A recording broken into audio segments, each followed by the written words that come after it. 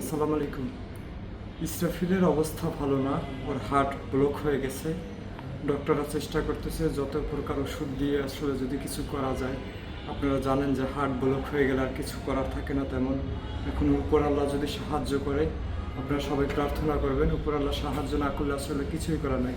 Heart block হয়ে গেলে মানে যত প্রকার আপনি ওষুধ ব্যবহার করেন না কেন, কোনো ওষুধেই কাজ হবে না।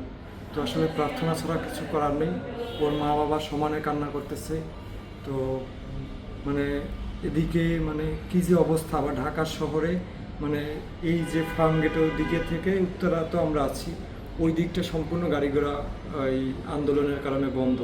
তো আসলে মানে কী যে অবস্থা, আমি কেউরে যে ডাইকা আনবো সেই ব্যবস্থাটাও নাই, অনেক কষ্ট করে মানুষজন আসতেছে।